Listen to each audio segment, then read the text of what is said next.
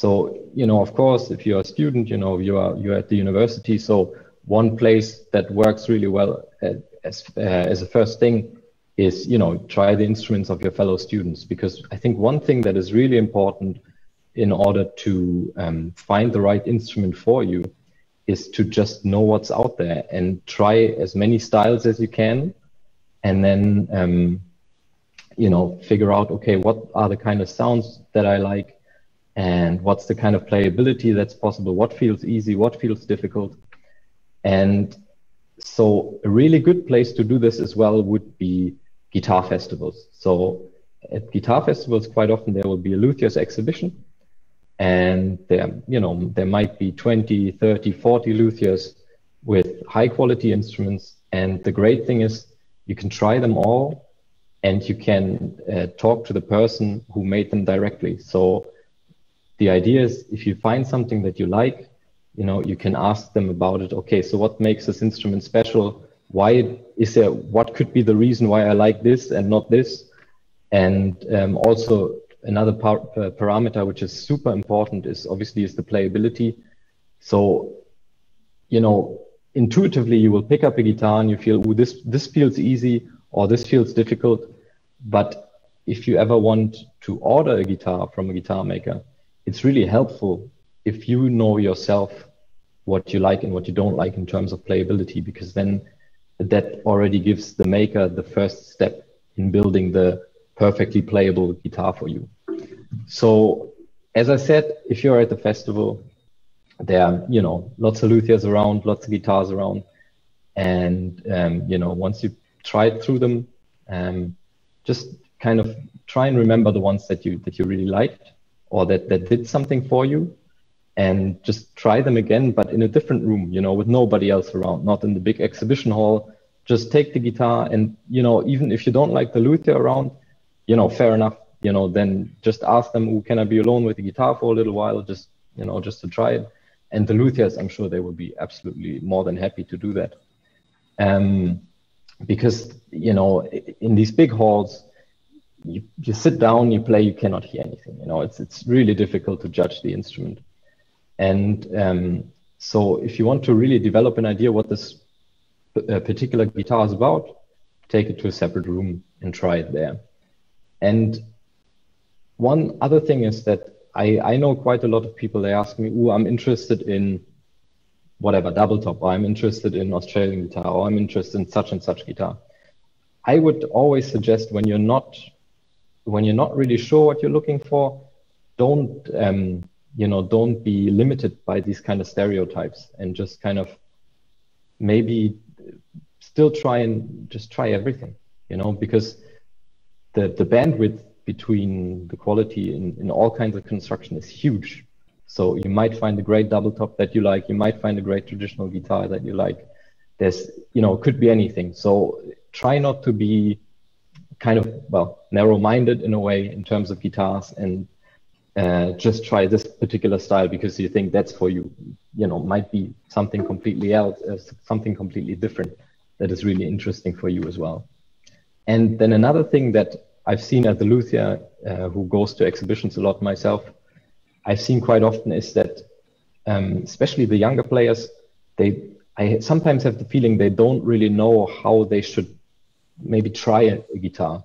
They sit down and then they start playing, and they might play something that they're practicing at the moment. So sometimes they even get out the sheet music, and I don't think it's a good way of trying a guitar if you don't know what you're playing, if you don't know the music well that you're playing. You should be able, the music should, in this case, should be, in the background, and you should be able to just focus on actually what the guitar is doing, what kind of sounds it's producing, and just to get a feel for, to get an actual feel for the instrument, rather than trying to get a feel for the music in this case, because you're trying an instrument.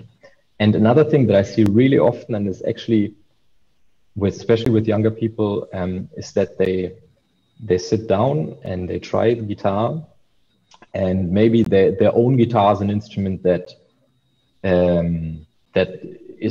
reacts not so quickly. Like it's an instrument where with the right hand, they really have to push to make it sound. And then, you know, they sit down and try a guitar that maybe is super light and reacts really easily. But it seems then for them quite difficult to adjust, and they just play as on this guitar as if it was their own guitar, which is, you know, difficult to play on. So they are asking the instrument to do something that it can't really do in a way, or they're trying to make it do something that it doesn't want to do. So if you're trying an instrument for the first time, play something really easy, something simple, you know, maybe not a whole piece, just a few passages of things that, you know, one is especially strong in the bass, another passage that's especially strong in the trebles or the first string or the melody or something. And just, you know, don't play a concert when you're sitting down and trying a guitar. Just, you know, try the guitar in a way efficiently, you know, that you're getting something from it. And I know it's really difficult to adjust to guitars like this on the fly, but it's certainly possible. And I have actually a funny anecdote about this. When I was studying in the UK, this was my first year of guitar making, and we were, I think, 10 students in the first year class and about another 10 students in the second year class. And John Williams and John Etheridge, they were giving a concert in New York. And one of the teachers there, he knew John Williams, and he asked him, oh, you know, would you maybe before your concert or after your concert, would you just come in, talk to the students for a bit, and, you know, maybe try one or two guitars. And nice guy as he is, he came in and he tried all the guitars. And the funny thing is that, you know, most of those guitars were first guitars we ever made, so they weren't all that great in a way. But the funny thing was that he had this immediate access to the guitar. So he sat down, picked up a guitar, played a few notes, and he could make that guitar sing. You know, he could make it sound really nice, and he could really adjust to each individual instrument and make it sound good. Even though when I tried all of them, I thought, man, half of those guitars are terrible, you know, and the other half is even worse. And so I don't know, there's something there that if you are a player and you try lots of instruments, you learn how to adjust to different guitars. And I think that is something that is super important to do. And so not to be limited in a way to your own instrument, and it will make it harder for you to change. But so now you've seen all the instruments that are in an exhibition, or, you know, or if you go to a guitar dealer, that's also a good thing. Obviously you can also go directly to the luthier, but the trouble is the selection that you will get there is quite limited. You know, maybe they have one or two instruments there. It's mostly going to be in the same style, you know, double tops or single tops or whatever. So the knowledge that you can get from that is not that great if you haven't already narrowed it down to kind of what you're looking for. So to give you a brief overview of what's out there, I'm going to try and be super high tech here and put in a slideshow. So, and this is really important for us luthiers as well, because we can only really, because most of us, you know, some of us are, you know, like Matthias Dammann, for example, he's actually a decent player, you know, and there are some other luthiers that I know that are decent players as well. But most of us, you know, we can play okay, or some of us can't play at all. So for us actually to evolve the instrument, it's really important to speak to you guys, to speak to the players, and to get feedback from the players about what you like about the instrument, what you don't like about the instrument. And quite often, I'm not sure whether people are, you know, if, for example, when I'm at a festival, I'm not sure whether people are actually, I don't know, maybe too afraid to say something, or they just don't want to get into it or something. But so often it happens that somebody tries a guitar and they try it for, you know, 10, 20 minutes or something like that. Then afterwards you ask them, so what did you think? What did you like? What did you not like? And all you get is, it's a good guitar. And, you know, this is not helpful at all in a way. So it's nice, you know, I mean, I'm not saying that you have to give tons of feedback or something, but it's nice if you can give a little hint at some point, you know, say, you know, oh, I like the way this plays, or I like the way the neck feels, or I don't like the way the neck feels, or something like that, you know.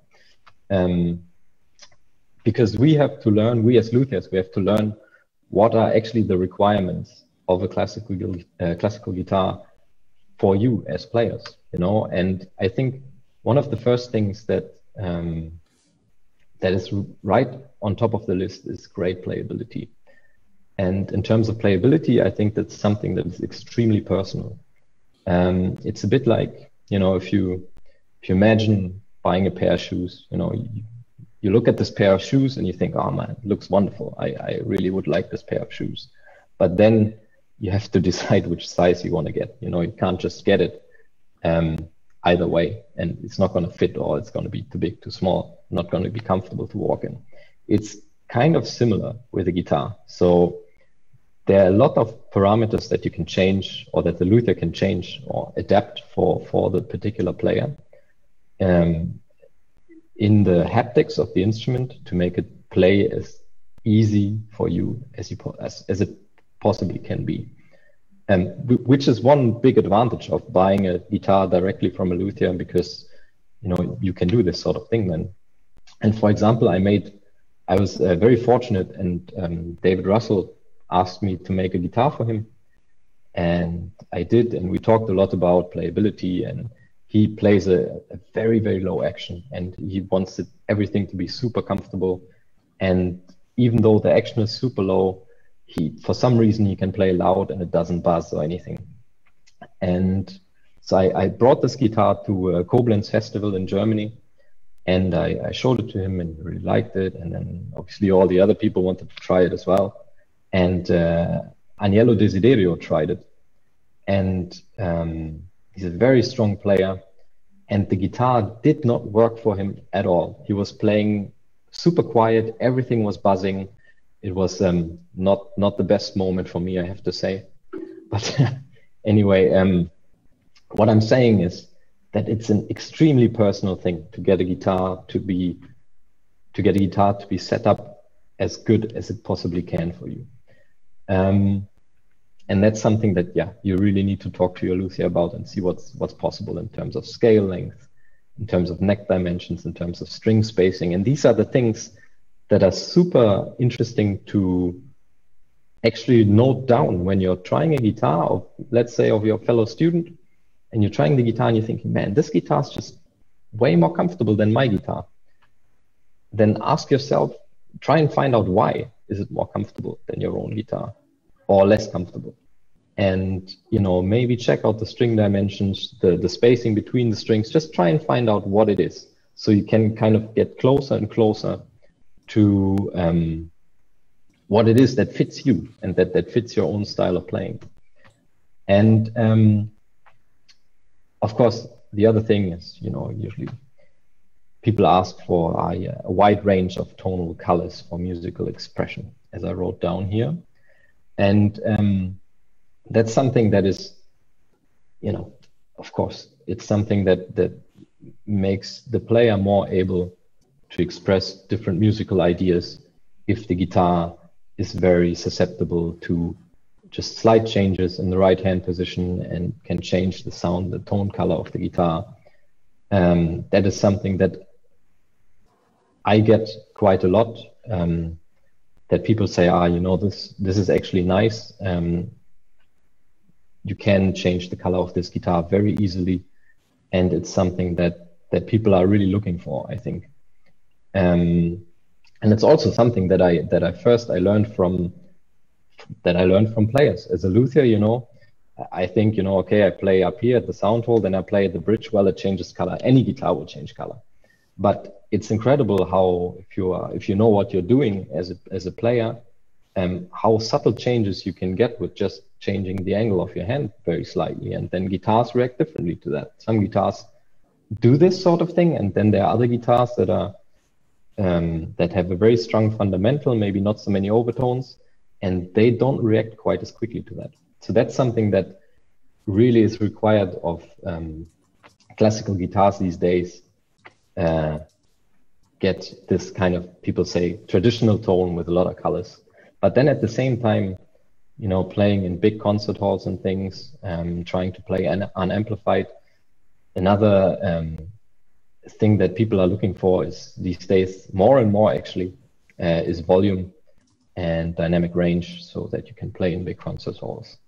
And there are a few things that luthiers can do to achieve more volume, but it's never going to be, you know, you're never going to be able to play unamplified with an orchestra, for example. They're just physical limits to the amount of acoustical amplification from the guitar that you get. And if you think about it, the guitar is already a pretty efficient thing. You know, you just do this. You know, this is all the energy that you put in, and a whole room full of people can hear that. And that's actually something quite amazing if you think about it. But it's really got its limits. And I think, yeah, there's still room for development in the classical guitar, but it's not going to be huge steps anymore in terms of volume. I think we're getting to the maximum, or kind of close to the maximum amount that is possible without electrical amplification. Of course, electrical amplification is something completely different. You know, if you get involved in that, then you know you can be as loud as you want, basically. But that's something usually not for guitar makers to decide. Then, you know, another thing that people usually want is fast attack. That, you know, if you play something that is kind of percussive with a lot of rhythm, then you want that to be kind of on point. And for that, a fast attack is actually something really good. Fast attack actually means when you pluck the note, the first impulse, so you give the energy into the string, does it take a while for the volume to build up, or is the maximum volume basically there straight away? That's what guitar makers talk about when they talk about attack, or also what players talk about when they talk about attack. And it's usually mentioned also in connection with sustain. Sustain is then after the note has reached its maximum amplitude, how long it takes to go down to a non-audible level anymore. So a long sustain is something that most people like as well, because if you're playing a beautiful melody and you're playing really legato on the first string, and all the notes, they're just whoop, whoop, whoop, you know, they die off quickly, then it's going to be very hard to be musical with a guitar like this. The problem with that, though, is that the attack and sustain are actually two things that are, in a way, contradicting each other. A good analogy for that would be, if you imagine a water glass, you know, you can have it half full or half empty, depending on your, you know, philosophical worldview. And you have the amount of water in the glass is the total amount of energy that you have by plucking the string. So you have two possibilities here. You know, you can either just lift the glass and just pour everything out in one go, and you get a big splash, or you can just tilt it very slowly and, you know, let the water run out slowly and slowly and slowly. And you don't get a big splash, but you get a continuous stream of water for quite a long time. And that's actually pretty much how guitar works in that sense. So the amount of energy is limited, and then the guitar, or the construction of the guitar, decides how quickly is it going to use that energy, and for how long can it sustain that output. And there are major differences in construction that can change that. If you're looking, for example, at a banjo, you know, you pluck the note, it's really loud, but it's gone immediately. Or if you're looking at an electric guitar, for example, that is unamplified, you pluck the string and it's super quiet. You can almost not hear it, but it rings and rings for a very long time. So attack and sustain is something where the luthier actually has to try and find a balance that there's basically enough of both of them. And it's actually quite tricky to do. Another thing is, of course, a good balance between the strings. So, you don't want either big bass and no trebles, or the other way around. The guitar has to be balanced between the strings. And another thing that is super important is actually tunability. So if the intonation of the guitar works well and you play a chord, you shouldn't hear any of the beats, that goes louder and quieter. It should be kind of a very even decay of the whole chord, ideally anyway. And there are a lot of things that luthiers are doing in order to make the guitar play in tune as best as it possibly can. But obviously they're all limits. It's all limits limited because of the fixed fret positions. So in a way, it's a bit like it's basically like playing. If you're playing on the piano, it's well tempered. That means basically all the keys are slightly out of tune, but you can play in all the keys and it's kind of okay. And already to achieve that on a guitar is actually pretty difficult because of the fixed fret positions. And the higher up you go on the string, the action gets higher and higher. And if you press the string down, you're increasing the string tension, and increasing the string tension increases the pitch of the note. Therefore, you need to do something that is called compensation. So at the nut and at the saddle, these are the two little bone bits where the strings rest on at the headstock and at the bridge. There's actually, if you have a theoretical scale length of 650 millimeters, it's actually, if you're measuring it, it's not going to be 650. It's more going to be something like 652 on the bass string, because you have to give it these 2 millimeters extra to actually compensate for that when you're pushing down the string, the increase of tension. And there are lots of other little adjustments that you can do to get the guitar as in tune as possible, but it's never going to be perfect. So, there's again, you as a player, for one, you have to realize, is your guitar kind of set up as well as it possibly can? And then it's up to you to, to tune the guitar obviously into the key that you're trying to play in, so that everything sounds as good as possible. So these are the things that that we are looking for in a guitar. And now let's just briefly talk about what's traditional, what's double top, what's sandwich, what's Australian, all of these things. So we know we know what we're talking about. And this is something that, it's shoe boxes, but the area in these shoe boxes is super wide. The bandwidth is super wide. So calling a guitar traditional, yeah, if you're looking at a Hauser guitar, for example, yeah, you could for sure say that's a traditionally built guitar. But I think the main points for traditional guitar that probably most people would agree on is that, for one, it's built just with natural materials, so no Nomex, no carbon fiber. It's going to have some sort of fan bracing. So that's the strutting on the inside, which goes back to the days even before Torres, so very much far back in the Spanish tradition of guitar making. And it's going to have a reasonably classically looking plantilla. So that's the outside shape of the guitar. So if it has horns or cutaways or any kinds of these things, you might already call this a hybrid guitar or something like that. So it's these are the kind of three main points that define a traditional guitar, but they can still include, they can have modern additions. So, for example, elevated fingerboards or sound ports. And, then it gets a little bit tricky. Which category do you put it in? But, it's, that's just what most people understand as a traditional guitar anyway.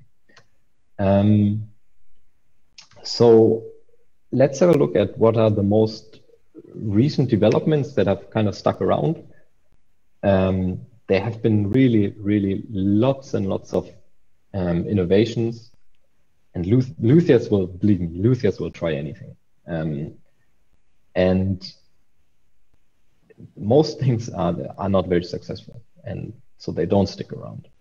But there are a few things that actually do stick around and that are getting more popular, sometimes less popular. You know, it comes in waves, but those are techniques that I would say, I reckon they will be sticking around. And one of them is the Australian school of guitar making, which was pioneered by Greg Smallman. And what that exactly means, I will tell you about a little bit later.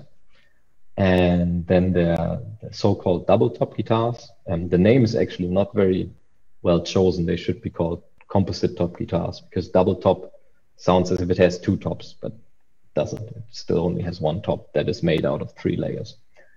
So how this is made, I will talk to you about a little bit later as well.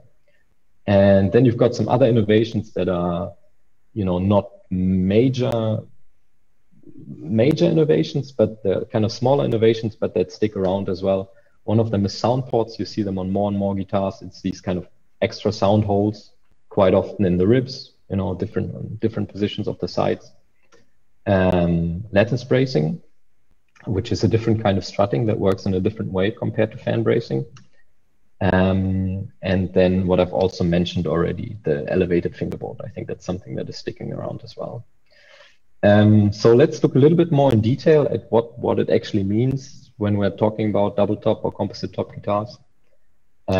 Just brief history here. It was actually pioneered in Germany by 2 luthiers. One was Matthias Dammann, the other one is Gernot Wagner. And they kind of came up with this idea that, and I know this from Matthias, he told me that Robert Ruck, an American luthier, used to send him some wood. And he got the wood, and Matthias was apparently super impressed by the quality of the wood in terms of its lightness and stiffness. And was thinking, well, it's very difficult to get this kind of wood here, and it would be great to, you know, to find these qualities, which are usually low density and high stiffness in combination, and to somehow create these in an artificial way, you know, that you don't have to always hunt down these perfect soundboards that are really difficult to find. And so what they were thinking was, you know, okay, let's say we want the spruce soundboard, but the spruce that we have is too heavy. So let's laminate it. Instead of having it just full on spruce, let's laminate it with a layer of cedar in between. So you've got a layer of spruce, a layer of cedar, and a layer of spruce. And because cedar is considerably lighter than spruce, so has lower density than spruce, you will end up with a top that is lighter than the original, but still, because of the gluing it together, you create quite a bit of stiffness. So you get a top that is lighter than the original, and most likely will retain a similar sort of stiffness. So you have increased the stiffness to mass ratio. So as I said, the solid wood is replaced by something that is called the composite material. And it usually in guitar making, it usually means a layer of wood, spruce or cedar, a core material in the middle, and then a layer of wood, again, spruce or cedar. And the layer in the middle is actually the critical part. In this case, it's called the core material. And we can, one thing that is very popular is a material called Nomex. That's a honeycomb structure. And it's made with it's called an aramid fiber, which is similar to Kevlar. So it's a synthetic fiber. And the other thing that is very popular is balsa. And so balsa is used a lot in like model airplanes and things. It's a very, very lightweight, incredibly lightweight wood. But by itself, it would not be strong enough or stiff enough to be used as a whole guitar top. You can only use it as a core material.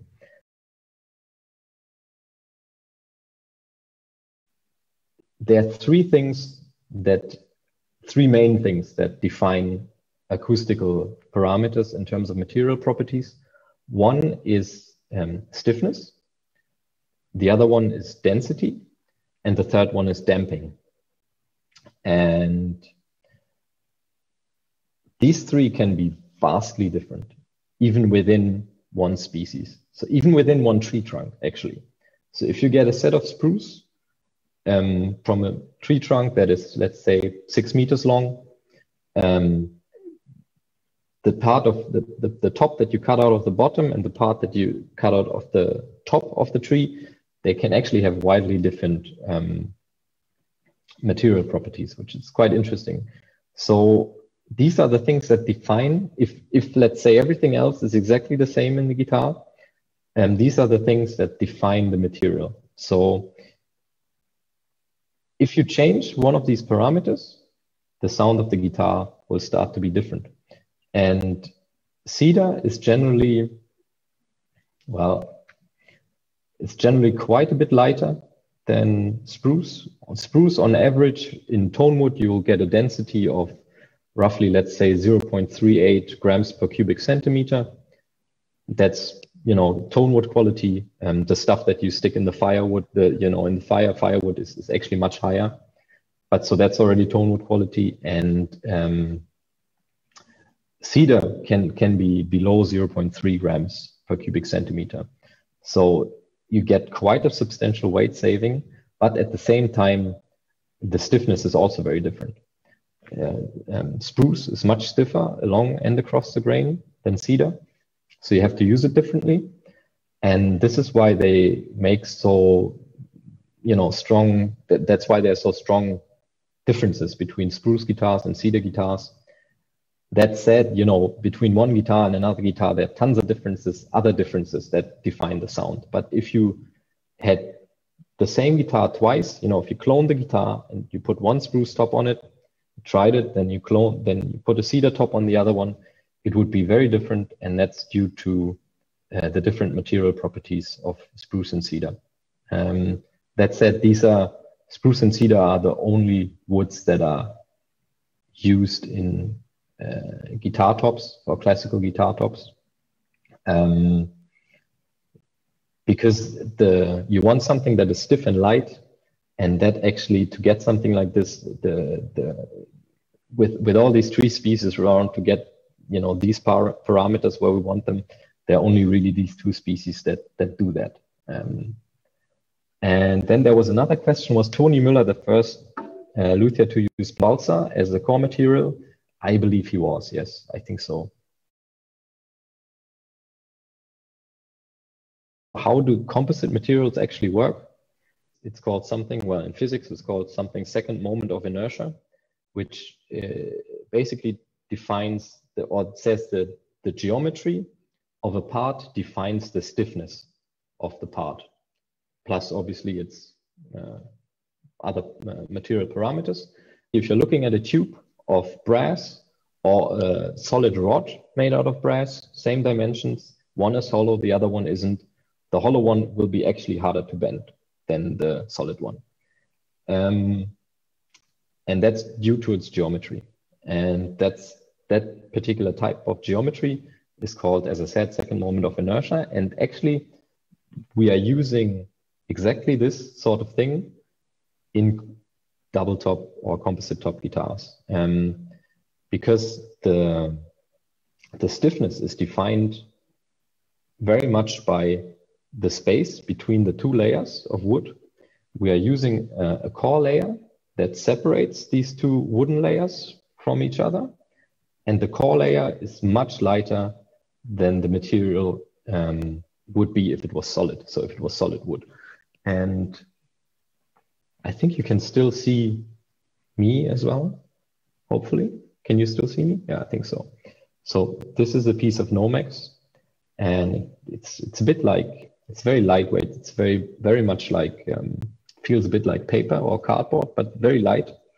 And so if you take the whole size of the guitar and cut out a piece of this Nomex at a thickness of about 1.5 grams, 1.5 millimeters, it will weigh about 4 grams. So it weighs next to nothing. You know, it kind of flies, if you can see that. So this is why you get tops that are much lighter if you're using this kind of construction in a good way. And you know, guitar makers, we didn't come up with this. This is something that actually comes from the aviation industry, you know, where fuel economy and all that sort of stuff, you know. So you're looking at, for example, here, these helicopter blades. You have the same, that's the same Nomex. Actually, I buy my Nomex from the same company where Airbus buys their Nomex. So it's a completely, yeah, it's a material that actually wasn't developed for musical instruments at all. Here you can see it, how it is kind of put into a guitar top. At the bottom right-hand corner, in this case, you see probably this is not my picture, I have to admit. You see a cedar top, and at the bottom, there's a whole area routed out. So basically, you're creating a pocket, and into this pocket, you glue the Nomex, and then you put another layer of wood, very thin, onto the inside, glue everything together, as you can see on the left here with vacuum. Vacuum is one way of gluing that together. And that then means that, you know, everything is glued together well, laminated. And out of 3 layers, you then made one, and that's a composite material. So that's basically how double tops are made. There are lots of different variations, and you can, you know, as with all guitars, you can have good ones, you can have bad ones. You know, it's the basic principle is always you create a composite material and use that as a top. So what does the Australian school do? They do something completely different. The idea here, which was pioneered by Greg Smallman in the late 80s, is that you have basically what happens, you plug the guitar string, and the string energy starts to transfer from the string via the bridge to the top, from the top via the air and the ribs to the back, into the neck, and everything starts vibrating, which is good on one hand, because all the resonances of all the parts, they play a role in sound production, and it actually adds a lot of color and interest to the sound. But obviously what happens also is that you have parts that are moving that are not actually radiating sound. So for example, the back, if you dampen that with your chest while you're playing, you know, the energy there in this case is not used for sound reproduction. Or the same with the neck. You know, if the neck is too small to efficiently radiate sound, or the sides, they will not radiate forwards, but they kind of radiate upwards to the player. It's not efficient to get sound into the audience. So what the Australian school does is try and keep all the vibration on a small area of the top. And how this is done is you create a really, really strong and rigid frame, and a really, really strong and rigid back. And so everything that is not supposed to move is heavy, and at the same time, very, very stiff. So there you've got something that is called acoustical impedance mismatching, which means that for energy transfer to happen from one part to another, they have to be reasonably close in terms of their material properties. Otherwise, you will get, rather than transfer from one part to the other, you will get something that is called reflection. So the energy tries to stay in, for example, in the top, or actually in the string, and you get standing wave patterns that are building up. And that means that you can kind of isolate a single part and say, okay, I only want this part to move. In this case, the top. So as I said, it's a, you're using a rigid frame and a heavy box. And so what does it look like? Looks something like this. These are not my pictures. You can see at the bottom right-hand picture, there's actually the back of the guitar is removed and you're looking inside the instrument, and you can already see the sides are extremely thick. They are, I'm guessing here, probably something like 8 millimeters thick or something like that. And then there's a huge plywood frame inside. And if somebody has ever tried one of these guitars, you take them out of the case and you almost fall over because they are super heavy. They are almost twice as heavy, or they can be more than twice as heavy compared to a traditional guitar. That's due to this sort of construction, that they have all this material inside of them. And you can see on the back, you can kind of see it in the reflection. That's why it shows this picture. This is an arched back, kind of like like you would get on a violin, for example. And this makes it really strong, really rigid as well.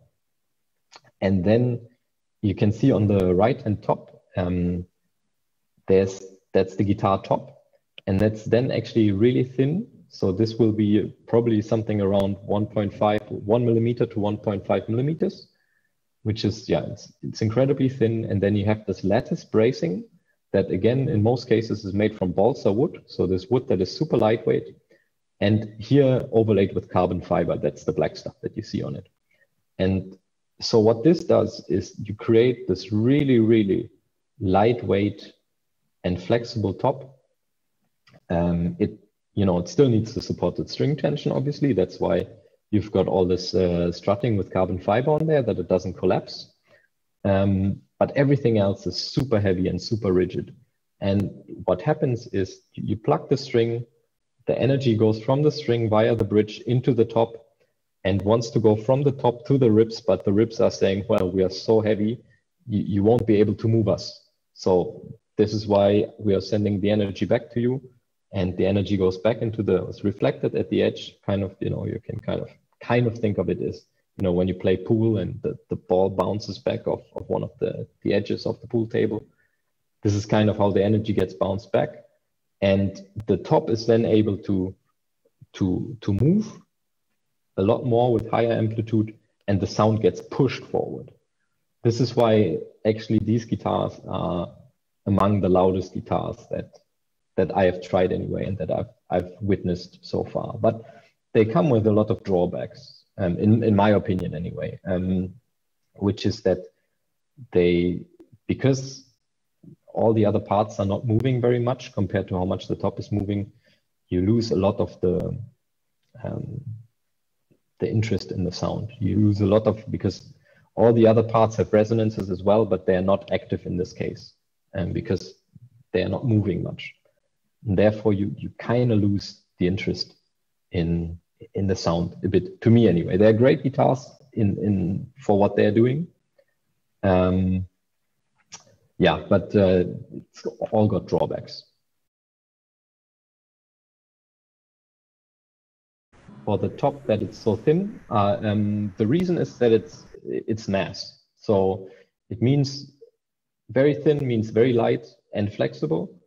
And you want to build the guitar, in this case also, but in most efficient guitars, you want to build it right at the border between it collapsing due to the string tension and being just stiff enough so that it doesn't collapse. If you hit that fine line, that it's just strong enough so that it doesn't collapse, you get the guitar will be able to perform, in terms of volume anyway, it will be able to perform as good as possible.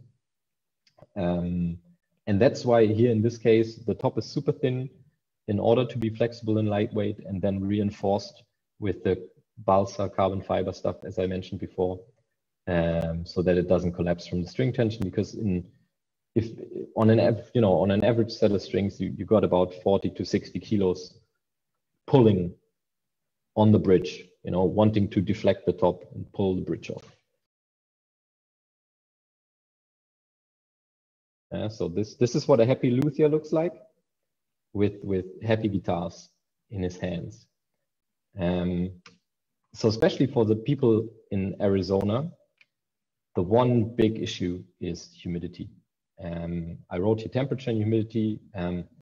Temperature, yes, also critical, but not as critical as humidity.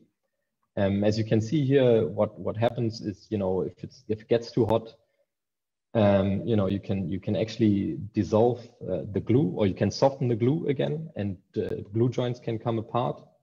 And you can actually melt varnish with it as well. That only happens in very extreme cases. One of those is, you know, if you leave your guitar in a black case in the car during the temperatures that you're having at the moment, you're quite likely to destroy your instrument in some way or another. But as I said, not so critical. The most critical thing really, especially with you guys in Arizona, is the humidity. And I wrote here between 30 and 65% relative humidity. Guitars are usually quite happy in that sort of range. And it's great if you can kind of keep them in that sort of range, either by humidifying your case or dehumidifying your case, or if you have several instruments, to do that in a room, you know. Just to quickly go through what can happen. So if it's too dry or too wet, the instrument can crack, the instrument can distort, that leads to playability issues, and the whole instrument can actually fall apart due to unstable humidity or not good humidity conditions. Just to clear up, because that's actually something that it's a bit theoretical, but it's actually really important, is to understand the difference between absolute and relative humidity, and what actually happens when you are, you know, when you are, for example, in Europe in the winter, it's cold outside, you know, you open your window to get some fresh air in, you close the window again, and suddenly the humidity drops like crazy. And just to quickly explain the mechanism behind that is the difference between absolute and relative humidity. So if you're looking at the little diagram here, you've got these three glasses, and they represent, let's say they represent a certain amount of air molecules at a certain temperature, and they can hold a certain amount of water. So the blue is obviously the water, and as you can see, the amount of water in all of these is actually the same. So let's say it's winter in Europe, you have 20 degrees inside because, you know, you use the radiator, and you open your window, and outside it's 50% relative humidity, but it's 0 degrees. So just at freezing point. I'm talking Celsius here, sorry.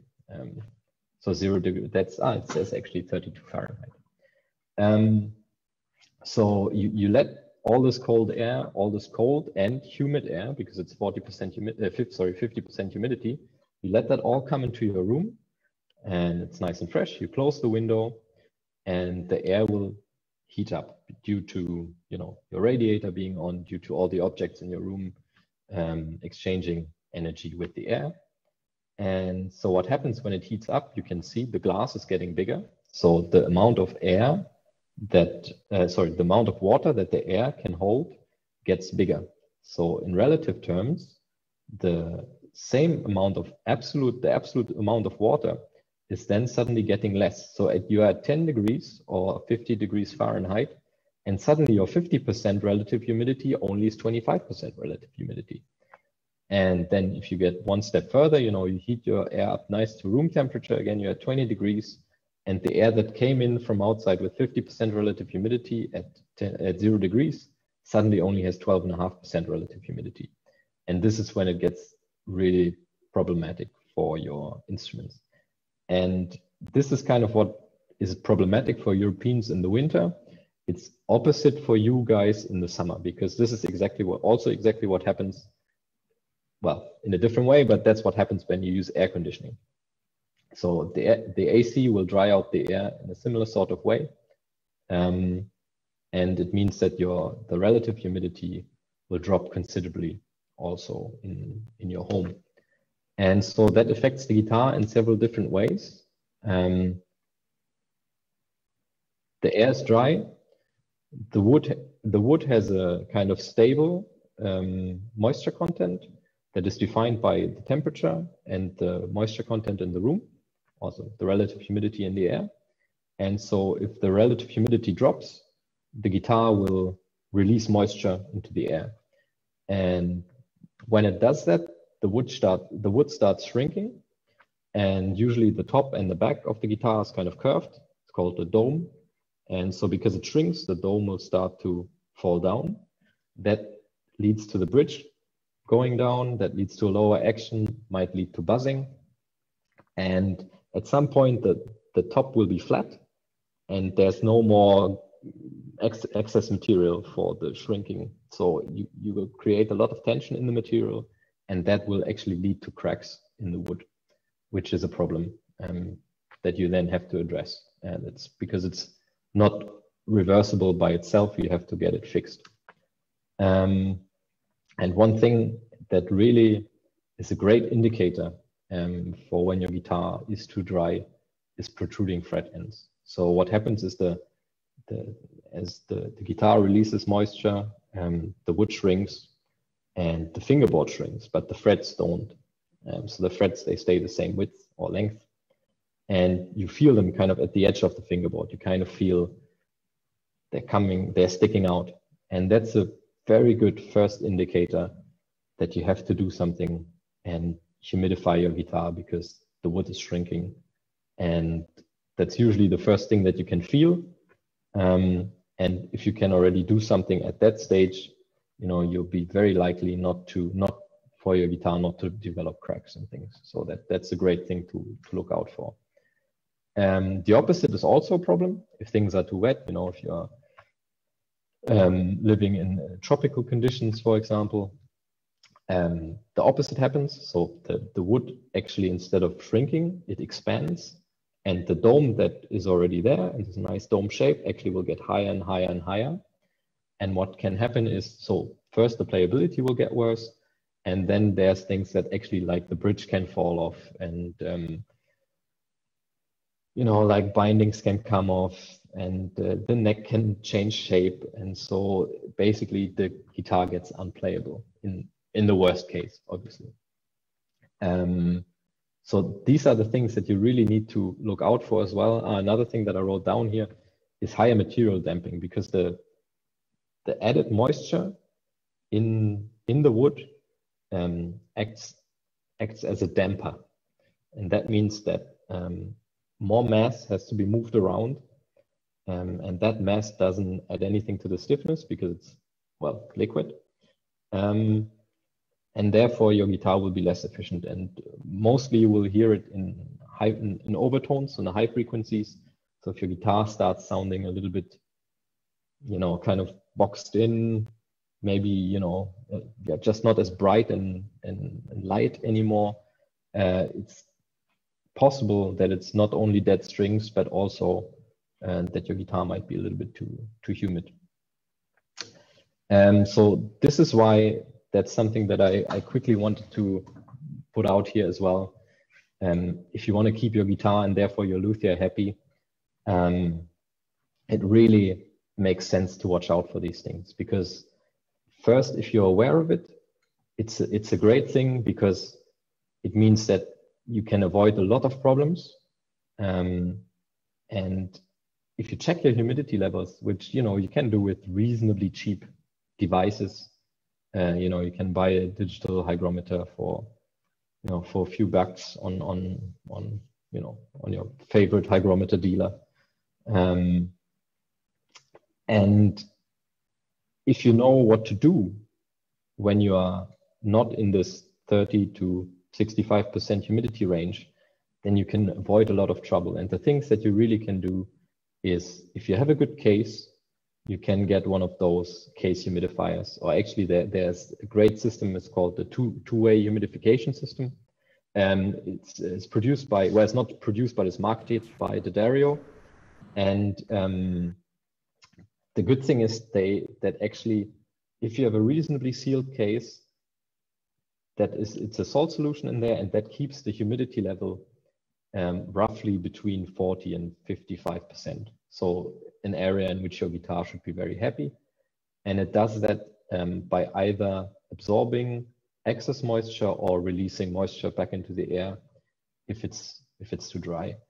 That obviously only works in a case that is reasonably well sealed. If you have like one of those older wooden cases, for example, then you're actually gonna humidify the case as well, and it's not very efficient then anymore.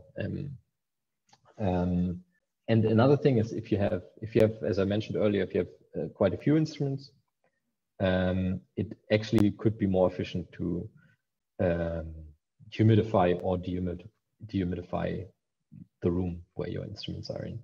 And if you are aware of these, things, then it can save you a lot of headache with broken guitars.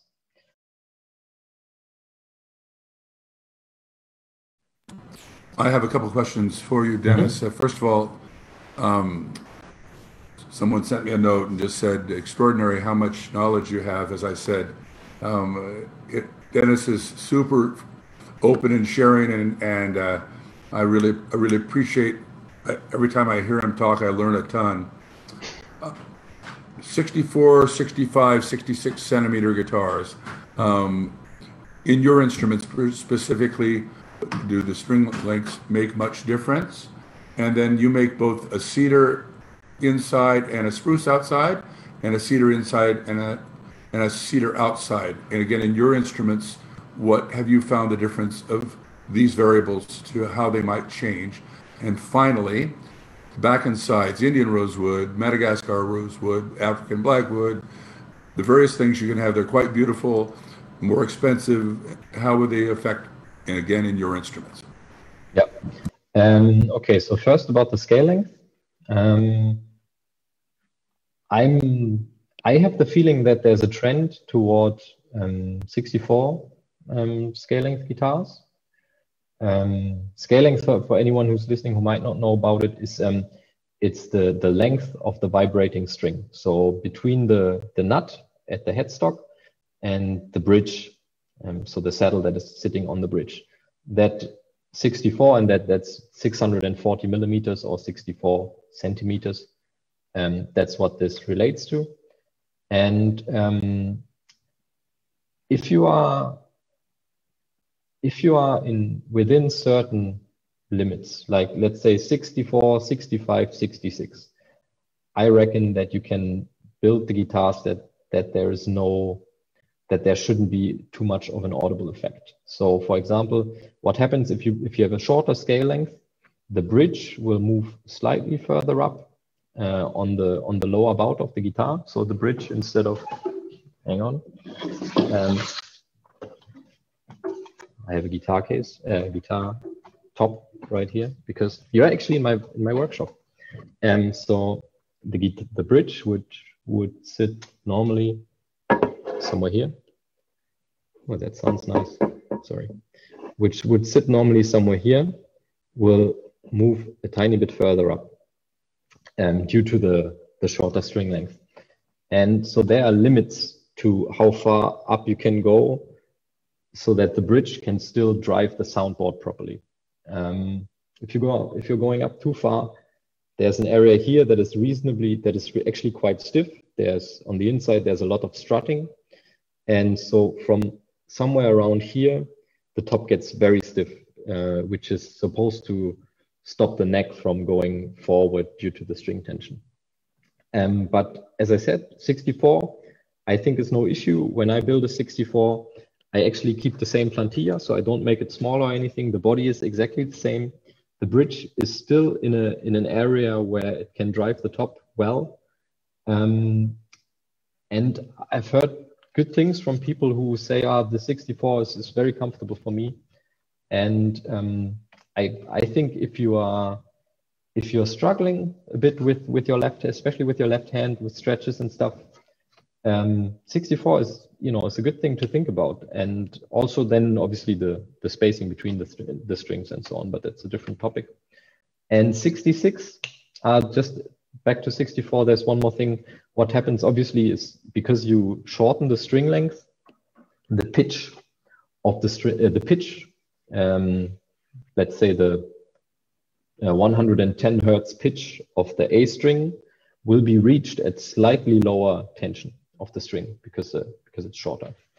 Therefore, if you feel the string is maybe a little bit less stiff, maybe a little bit too soft, what you can do is if you usually play normal tension strings, you can go to high tension strings and you can kind of compensate that. So that's also not an issue then. And 66 is something that the added string tension, because again, your longer scale, meaning that for the same pitch, you have to increase the tension in the string very slightly. That actually does help driving the top, but if you are building the guitars in a way that I'm trying to build them, where they are on this kind of fine line that I mentioned earlier between total collapse and fine to be played for years and years, then you there shouldn't be too much of a benefit of playing a 66, at least for the sound. Then, if you're talking left hand, that's again down to the player. If you have huge hands, big stretch, you need to get your big fingertips maybe between two frets, between two frets, then the added space between them might help you out, but on the other hand, it's what I said with the shoe size, it's not one fits all. It's you kind of gotta choose what you feel comfortable with. And your second question was about spruce and cedar for the tops. And it's true. My double tops always have cedar, a layer of cedar on the inside. And that layer is actually, it's incredibly thin, sometimes only 0.3 millimeters, which is next to nothing really. And the outside is usually a little bit thicker, about 0.5 millimeters, so also very thin, which is one thing that makes it a bit critical when you play like lots of raschiado and you make a lot of marks on the top. You might want to put something on there to protect the top because it's so thin. But interestingly, and that I actually didn't believe when I first started experimenting with the different combinations and things, I didn't believe that it would make that much of a difference because the amount of wood is that small. And of course, there's a psychological component there. So it's a psychoacoustical phenomenon. You hear a guitar you see a guitar that is a spruce guitar, obviously, because it's, light. Your ear tells you to hear something that you relate to this sort of sound, you relate to this sort of visual input. But I did try it when I had two guitars, one cedar, one spruce. I did try it with blindfolded so that I couldn't see which guitar that I was playing, and the difference it's actually really considerable. It's I would say it's pretty much the same difference as you would get in solid cedar or solid spruce guitar. So if you compare these two with one another, and I was surprised by that, to be honest. But I can really tell quite a big difference between my spruce guitars and my cedar guitars. In that the cedar guitars are a bit kind of rounder, a bit more body maybe, but less sparkle, less pure overtones. And then then it's a player's choice. If personally, because I'm not a very good player, the cedar guitar would help me sound good because I sound terrible. So the cedar actually helps me a little bit anyway.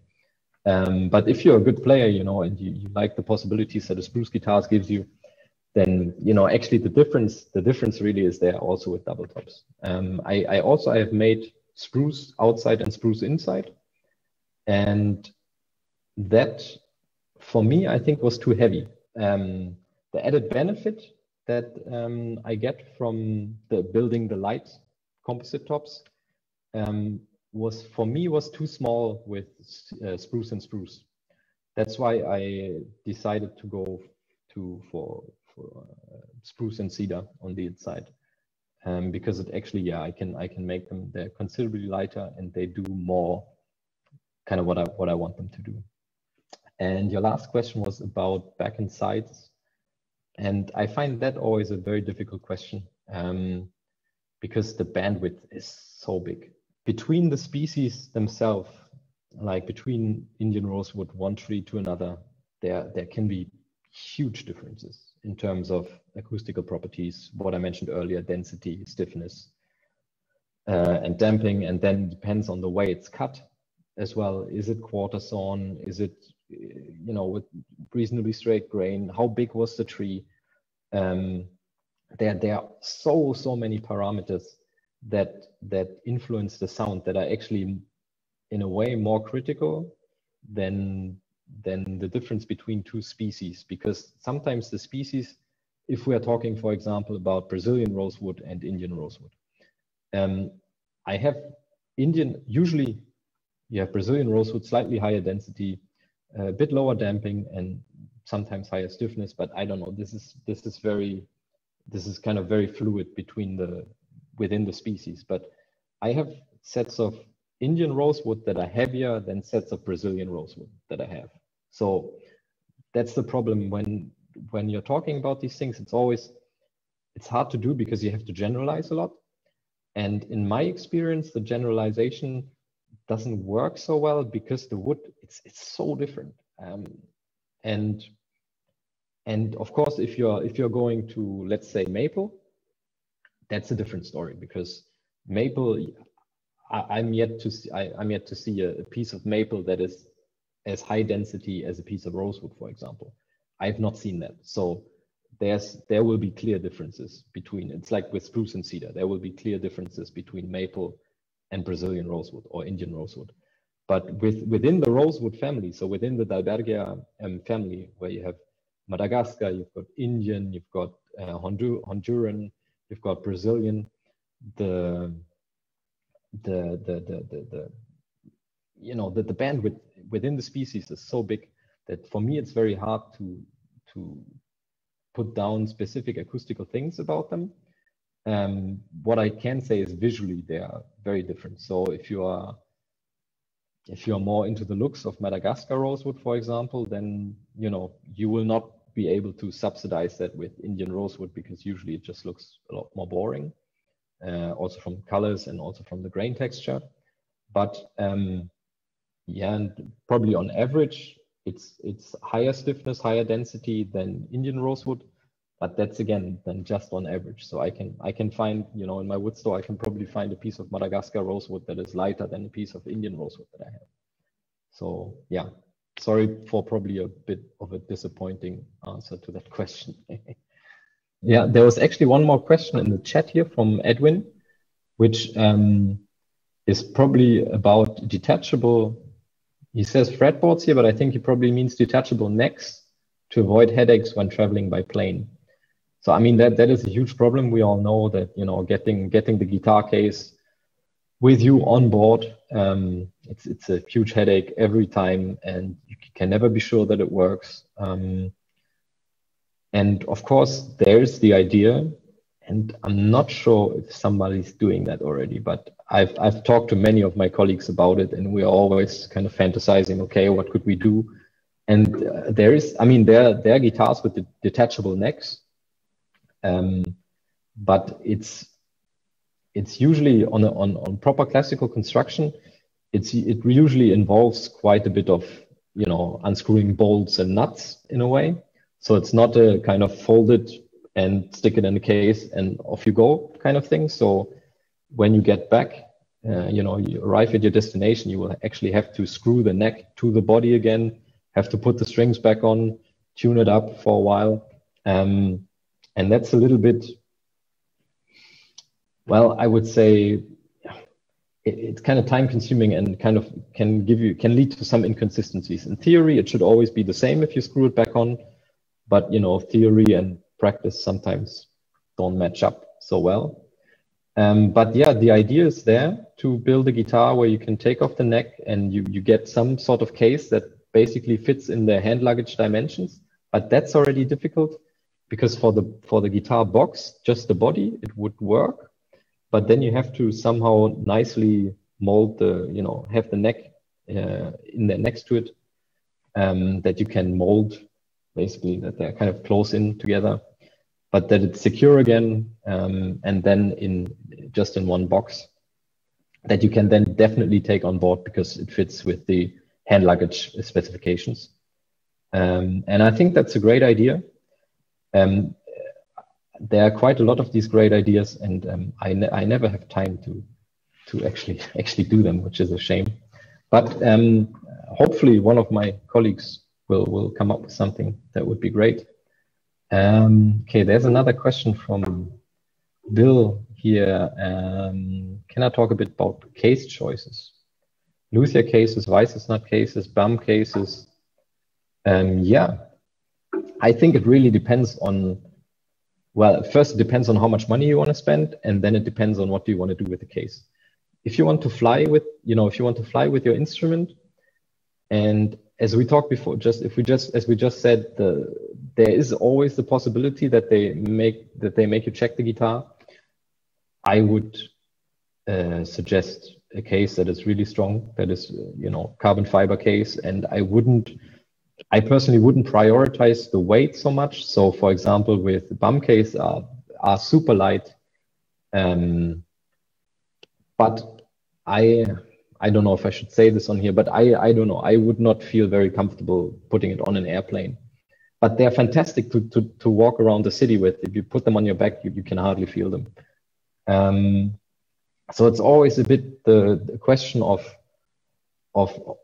you know, what do you want to do with the guitar? If you know, okay, I'm traveling a lot with the instrument, and I'm gonna be on the plane, then get a carbon fiber case that is actually really strong and that weighs maybe 4 or 5 kilos. You know, the Slatko cases are fantastic. There's a new luthier case that I haven't actually seen one yet in person. I've just seen the videos and they look great. Probably also really strong. Weiss's nut, I find, is a bit in between in terms of strength and weight between those heavy carbon fiber cases and the really lightweight on the other hand end of the spectrum bum cases. And yeah, it's kind of a matter of what you want to do with the case. Do all the guitars, so Ashley is asking whether all the guitars have better sound. I hope not. It's again a bit of a problem of generalization. No, all the guitars don't necessarily sound better than new guitars. There's kind of different parts to that question. So there are some guitars that are whatever, 60, 70, 80 years old that sound fantastic, or even older that sound amazing. And then there are, you know, new guitars by my, how do you say, peers, no, contemporaries, that are fantastic as well. There's a difference though, if you're talking about the same instrument, there's a difference between the guitar when it's brand new and let's say when it's 2 years old, when it's been played in for a while. And that difference can actually be quite significant. I find actually it's interesting because that's something that for me is, well, you know, you build a guitar, you finish it, you put the strings on.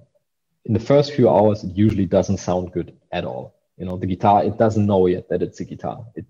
All the parts, they're kind of bending and, you know, kind of trying to get into the position where they feel comfortable with under the string tension. And yeah, in the first few hours, guitar, at least my guitars, they never sound good.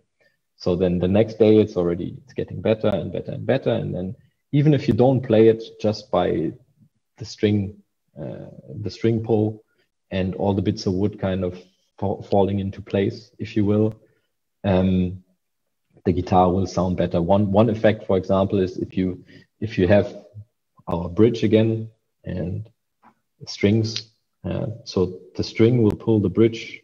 There's the headstock is up there, so it will pull the bridge that way. And in the first few months, if you take the strings off, the bridge will go back again. But after a while, there's something that's called plastic deformation. So it pulls the string, it pulls the bridge, it twists it forward, and you remove the strings. And because plastic deformation has happened, the bridge will stay that way. And there's a kind of a balance of forces going on here. But in the beginning, when the string tension still does that to the bridge, so it still twists the bridge, there's some of the energy that could be put into sound production is actually put into twisting, deforming the top. And I think this is probably one of the facts that make that,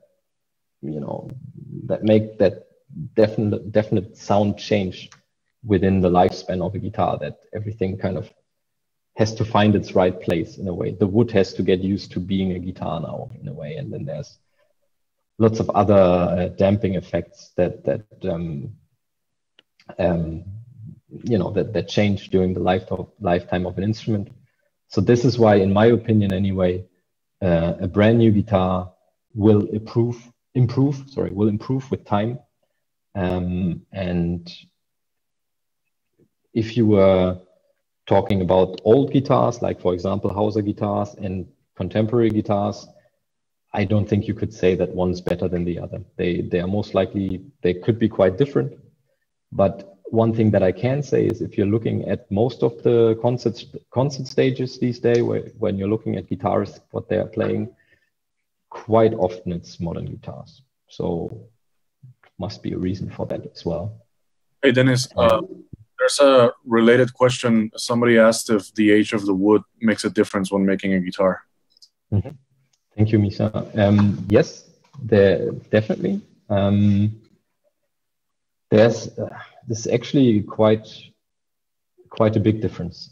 So what happens is, let's talk about top woods, for example. So piece of spruce, tree gets cut. There's a lot of moisture in the wood, and that moisture has to go down. That's why luthiers will store the wood in reasonably dry conditions, like in their workshop or in a special wood storage room, in order for the wood to reach a balanced moisture point. That's the moisture point where it will not lose more moisture at that specific temperature and that specific relative humidity. This is one critical part, and if you don't wait for the wood to have reached this stabilization moisture point, you will actually, you build the guitar and you put a lot of stresses into the instrument, the wood will release more moisture, it will shrink, and it will most likely crack because the wood wasn't seasoned well enough.